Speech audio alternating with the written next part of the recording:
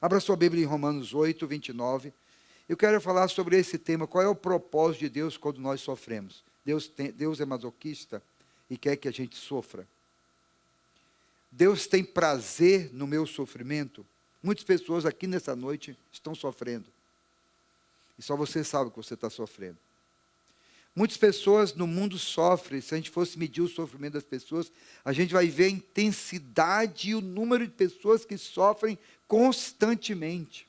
Mas será que Deus tem prazer nisto? Pelo contrário, a Bíblia diz assim: pois aqueles que Ele de antemão conheceu, Ele também separou, predestinou, escolheu para serem conformes à imagem de seu Filho, a fim de que Ele seja o primogênito entre muitos irmãos. O que eu quero destacar desse texto aqui é que Deus nos fez, Deus nos criou, Deus nos elegeu, Deus nos separou para nós sermos parecidos com Jesus.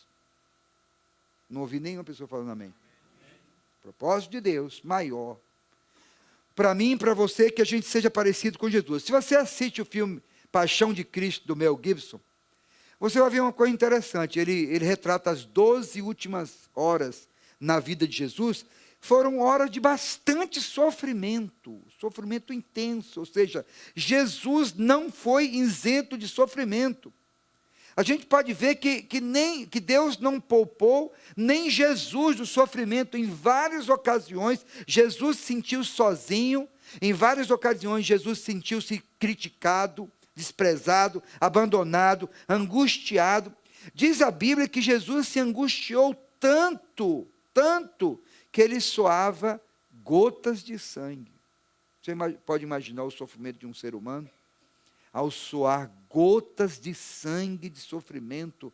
Quem se lembra do Getsêmani, quanta dor, quanto sofrimento, sozinho ele enfrenta aquele drama e aquele dilema na vida dele. A verdade é que Deus está formando em nós o caráter de Cristo. E se Deus está formando em nós o caráter de Cristo, nós sofreremos em várias circunstâncias da nossa vida, como Cristo sofreu.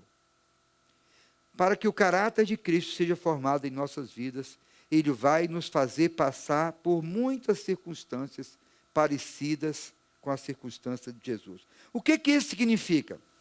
Deus está mais interessado no nosso caráter do que no nosso conforto. Nós queremos conforto. Nós não queremos ser tocados por sofrimento.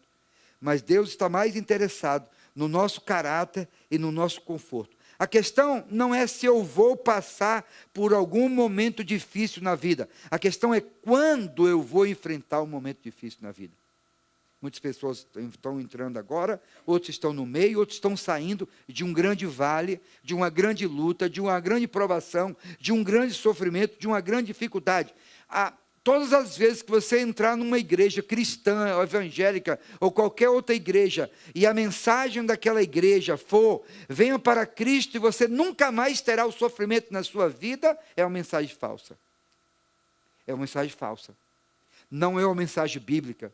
Jesus nunca nos prometeu que nós não teríamos sofrimento na vida. Ele disse: no mundo tereis aflições, luta, dificuldade, sofrimento.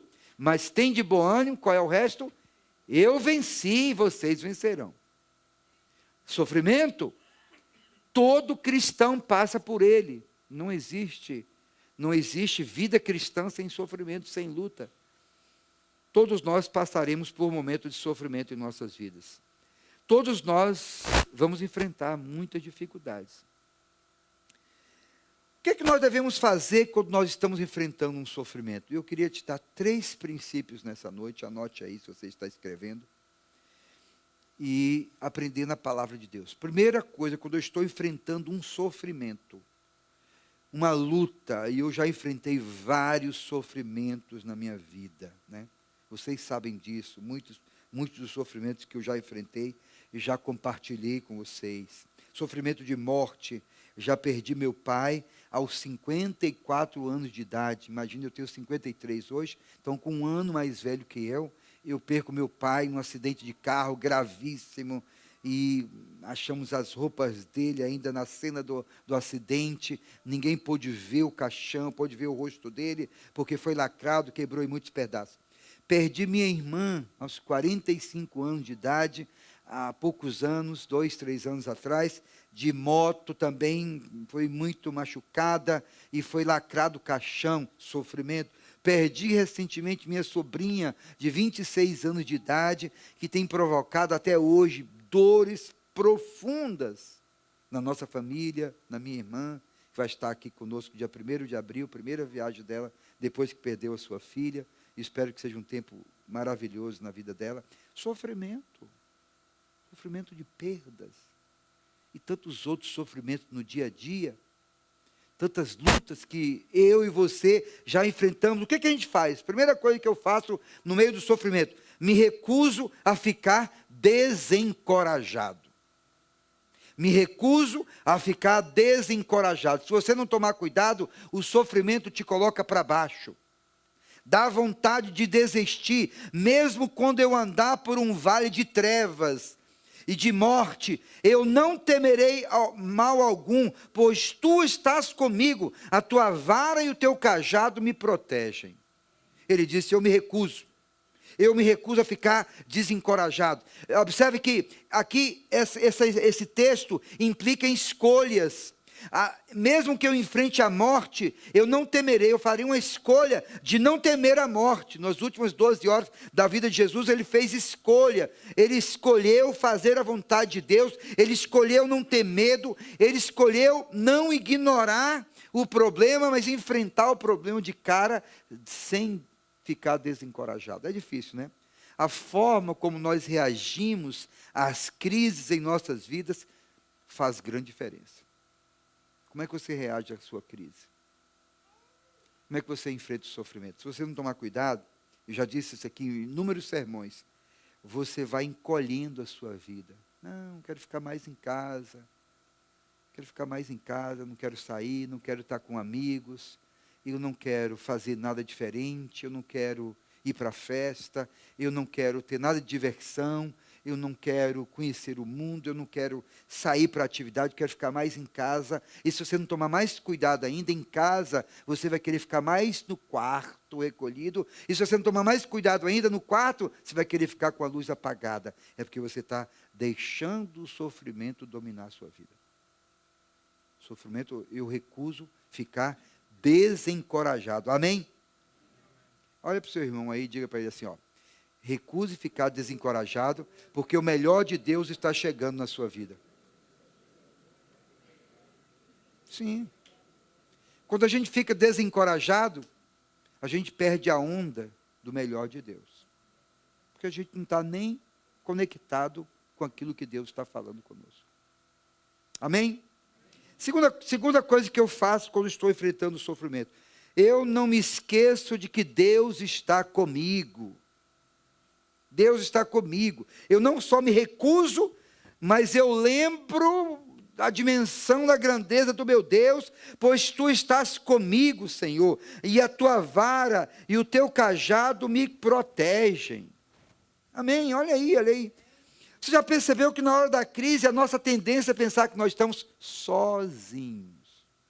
Pior que eu estou sozinho nessa luta, ninguém está me ajudando, a igreja não me vê, os meus amigos não me veem, minha família não me vê, eu estou sozinho enfrentando este vale. Quantos de nós temos a sensação de que enfrentamos o vale sozinhos?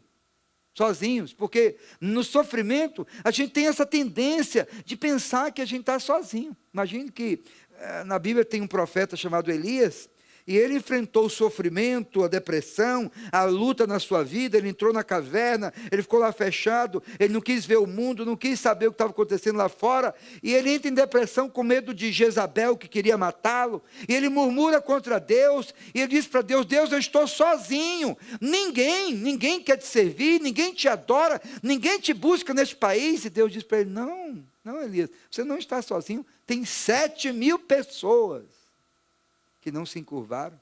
Você não está sozinho, coisa nenhuma. Imagina uma multidão de 7.000 servidores de Deus e ele se sentir sozinho. Ei, levanta. Deus fala com ele. Atitude de Deus com ele: levanta. Ele está prostrado e eu falarei com você.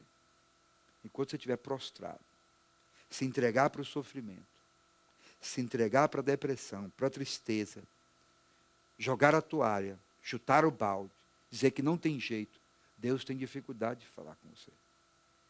Mas a hora que você escuta Deus dizendo, levanta, você se levanta. Você não está sozinho. Eu estou com você. Eu estou com você. Deus não somente tem nos prometido esse poder, mas também Ele tem prometido a sua presença em nossas vidas, todo o tempo todo.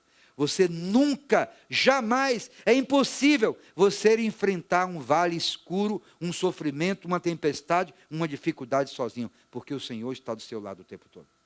É impossível enfrentar.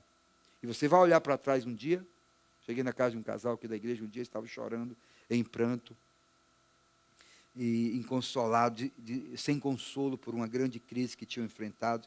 Eu orei com eles, e quando terminei de orar, as lágrimas estavam enxugando. Eu disse, vocês vão olhar para trás e vão sorrir dessa situação. Vocês vão olhar para trás um dia e vão dizer, meu Deus, olha o que aconteceu, olha como o Senhor deu a volta por cima. E outro dia nós estávamos juntos, e eles me lembraram, pastor, aquele dia que o senhor falou aquilo, a gente não imaginava como que a gente ia olhar para trás e sorrir daquilo. E hoje nós olhamos para trás e sorrimos daquela situação. Porque Deus nos protege. Jesus sabia que ele não estava sozinho, que o Pai estava com ele. Por isso que ele diz, Pai, em tuas mãos eu entrego o meu espírito, foram suas últimas palavras. Por isso, nós precisamos lembrar que no sofrimento, nós não estamos sozinhos. Lembre para mim aí, fala para mim, fala para o seu irmão, no sofrimento você não está sozinho. Não está sozinho, viu? No sofrimento você não está sozinho, viu, Lília? No sofrimento você não está sozinho. É preciso que a gente lembre um para o outro, não estamos sozinhos. Nós, além de termos o Senhor do nosso lado, nós temos a nossa família espiritual. E que no sofrimento se transforma num presente de Deus, num bálsamo de Deus, né? No colo de Deus em nossas vidas. Como é importante, no momento de luta, de dor, de sofrimento, de tristeza, alguém chegar perto da gente e dizer, olha, estou orando por você, pode ficar tranquilo que Deus está no controle. Terceiro lugar e último, no sofrimento, descanse na proteção e na direção de Deus. A tua vara e o teu cajado me protegem. Observe duas coisas aqui, vara e cajado. A tua vara e o teu cajado me protegem. Vara e cajado são instrumentos básicos de um pastor que está cuidando de ovelhas. Vara e cajado. A vara servia para proteger contra os lobos, né? Muito ataque de lobos querendo invadir e tomar e comer e destruir as ovelhas. E o cajado servia para guiar. A Bíblia está dizendo que Jesus é o nosso pastor e nada nos faltará. E Ele, através do seu cajado e da sua vara, haverá de nos guiar e de nos proteger em todas as circunstâncias em nossas vidas. Proteção, cobertura espiritual e direção. O que a ovelha precisa? De direção. A ovelha, ela precisa de liderança. O pastor vai na frente, elas seguem. Eu quando era adolescente, estava passando no sertão da Bahia, na estrada de chão, e vi um carneirinho branquinho, tinha acabado de nascer, berrando desesperadamente, sem a mãe por perto. No sertão da Bahia não tem cercas, né? É tudo aberto, os pastos, não sei como eles conseguem separar um pasto do outro, mesmo porque o gado vai buscando água até achar água, ou as ovelhas. Então eu peguei aquela ovelhinha, coloquei dentro do meu carro e levei até a primeira casa, provavelmente a casa da fazenda. Levei até a primeira casa e entreguei para a proprietária. Sertaneja é muito simples, tem que chegar com muito jeito. Olha, encontrei seu carneirinho ali, está perdido, sem mãe por perto, provavelmente nasceu recentemente e pode morrer, gavião pode comer. E ela ficou tão sensibilizada com aquilo, a dona da casa disse, olha, eu queria te dar de presente, leva para você. Eu falei, meu Deus, vou levar para mim. Eu levo sim, com o maior prazer. Chego lá em casa, então, com o meu carneirinho, acabei de ganhar um carneirinho, mãe, olha aqui que coisa linda. Cheguei na cidade, branquinho, e eu então comecei a tratá-lo, né, com uma mamadeira. Não tinha mãe, comecei a tratá-lo com mamadeira, e ele foi crescendo, e às vezes, quando ele começou a comer capim, eu levava ele para o pasto, e ele comia capinha ali comigo, e depois eu trazia ele para dentro de casa. Chegou ao ponto que ele ficou tão meu amigo, que eu rodava a cidade toda e ele atrás. Eu entrava no supermercado, minha mãe disse, vai lá fazer compra. Eu entrava no supermercado, ele entrava no supermercado comigo. Eu parava para olhar as coisas, ele parava do lado. Não incomodava em nada. Se eu sentasse no banco do jardim e ficasse ali conversando 2 horas, ele deitava do lado e ficava ali. Porque a ovelha, ela segue o pastor. Ela é guiada. E essa é a figura que tem em mente. A tua vara me protege e o teu cajado me guia. Deus nos promete nessa palavra proteção e direção em todos os aspectos da nossa vida. Por isso que é importante orar quando você está para tomar uma decisão. Você é ovelha. Você tem um pastor. Você não sabe como decidir. Você não sabe como andar. Você não sabe qual é o próximo passo. E você precisa da direção de Deus. E você pede a direção ao seu Pai, porque o Senhor é o seu pastor e nada te faltará. E Deus te dará a direção. Deus te dará a luz. Deus te guiará. Deus orientará as suas veredas. Porque esta é a promessa do Senhor em nossas vidas. No lugar de ficar preocupado, estressado, angustiado, e você descansa no Senhor. Você acha que naquela questão de Jesus indo para a cruz, ele não poderia pedir ao Pai que mandasse 10.000 anjos, uma miríade de anjos, 10.000 anjos, e os anjos lutariam aquilo, ali destruiria todo o exército romano? Poderia ou não poderia?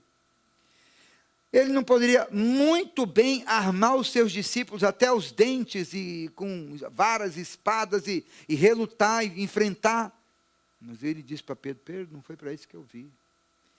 Eu vou fazer a vontade do Pai até o fim. E ele descansou no Senhor.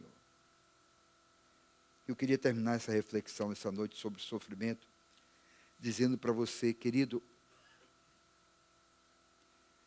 não importa o seu sofrimento e o vale que você esteja atravessando.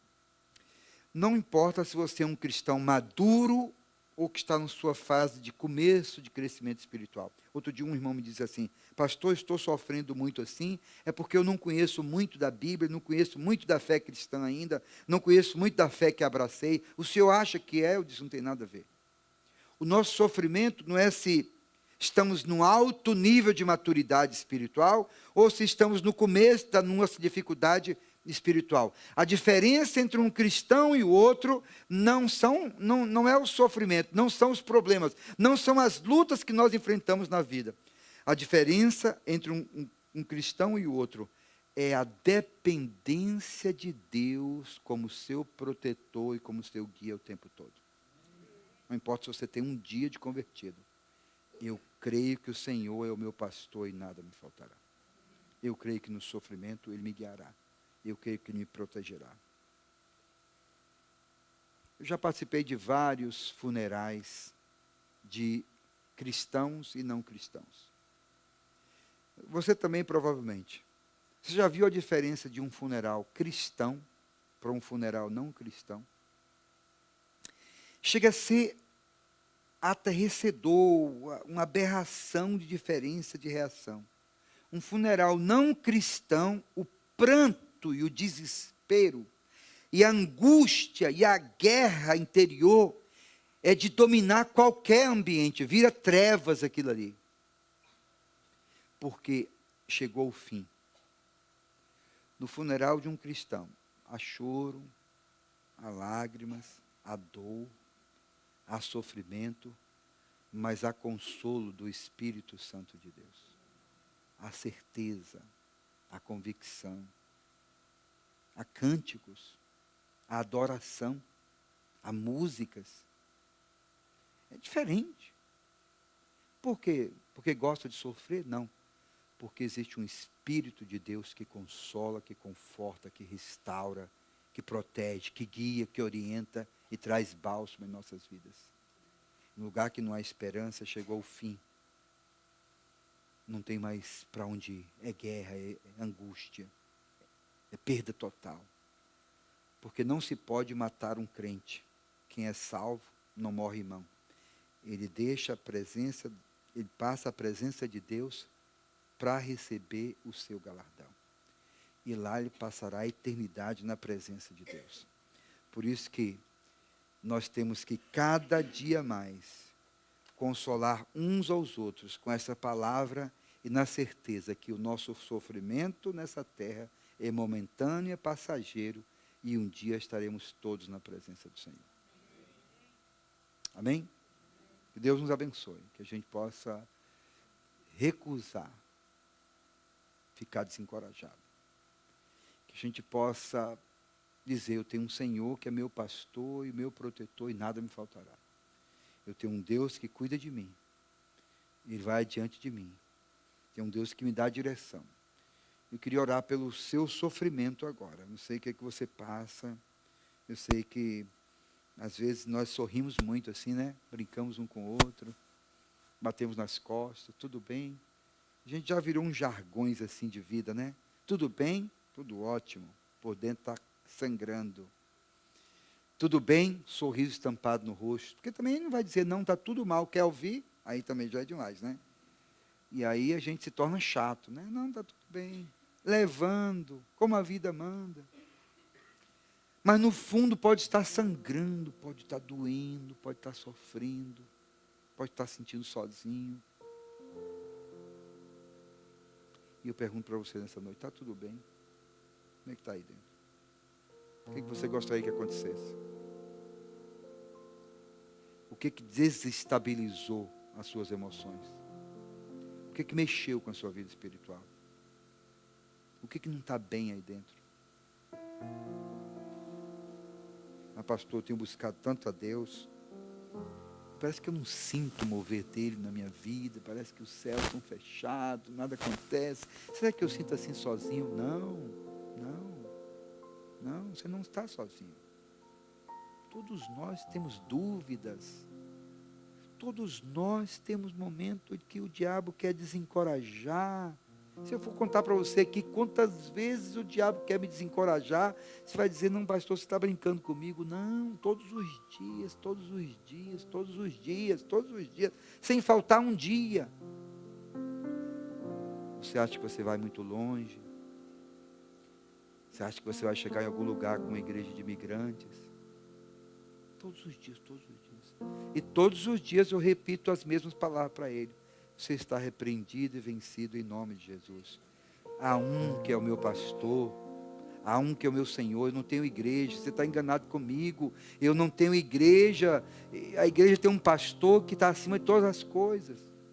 Então você tem que ir lidando com essas coisas todos os dias na sua vida. Mas como está seu coração? Como está sua alma? Como está a sua saúde espiritual? Como está o seu interior? Só Deus sabe o que eu estou sofrendo. Sabe mesmo. Sabe que é te proteger nessa noite. Baixe sua cabeça, feche seus olhos. Mergulhe dentro de você. Recuse ficar desencorajado. Não vou ficar. Não vou ficar desencorajado, porque o Senhor é o meu pastor e nada me faltará. Não vou ficar desencorajado, porque a vara e o cajado dele me protege e me guia. Não vou ficar desencorajado, porque ficar desencorajado é uma escolha. Eu vou escolher reagir positivamente, não com um positivismo qualquer, mas com a força e com o poder do meu Senhor. Jesus se recusou a ficar desencorajado, e ele venceu a morte, esmagou a cabeça do diabo, subiu aos céus feliz da vida, ressuscitou o terceiro dia. Hoje, meu irmão, escute o que eu vou falar aqui agora. Hoje pode ser sexta-feira na sua vida, pode estar escuro, pode ter feito trevas, mas o domingo vai chegar. O domingo vai chegar. O sábado vai passar. O domingo vai chegar. E porque buscais entre os mortos aquele que vive, ele não está aqui, ele já ressuscitou. Um novo dia vai raiar na sua vida. Um novo brilho no seu coração.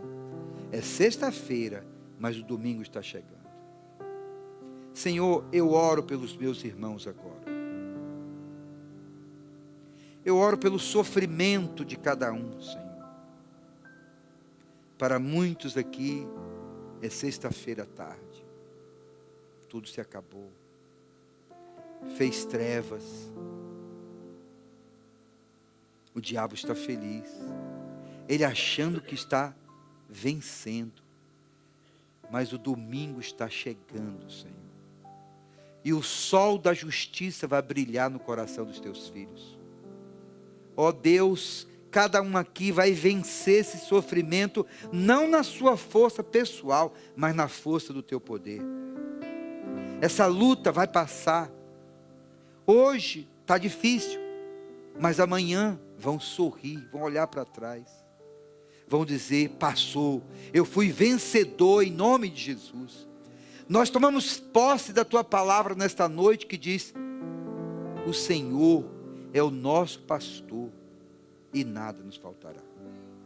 Nada nos faltará. Ainda que a gente ande pelo vale, eu me recuso a ficar desencorajado e eu faço uma escolha, serei em Cristo mais do que vencedor. Por isso toma o sofrimento de cada um aqui, Senhor. Carrega como o Senhor carregou o sofrimento de Jesus. Nós não somos diferentes de Jesus, por isso nós não somos poupados do sofrimento. O Senhor não nos prometeu uma vida sem sofrimento, mas o Senhor nos prometeu uma vitória, nós somos mais do que vencedores. Por isso nós tomamos posse dessa vitória, no nome de Jesus. Amém.